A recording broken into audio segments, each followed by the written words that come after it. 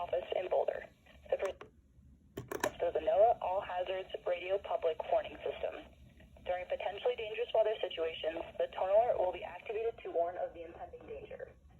This test of the warning alarm is normally conducted every Wednesday between 11 a.m. and noon.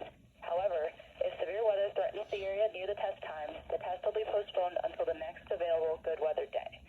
Reception of this broadcast and the warning alarm may vary at any given location. This variability will normally be more noticeable at greater distances from the transmitter, even though you are using a high-quality receiver. The warning alarm tone will be activated for hazardous watches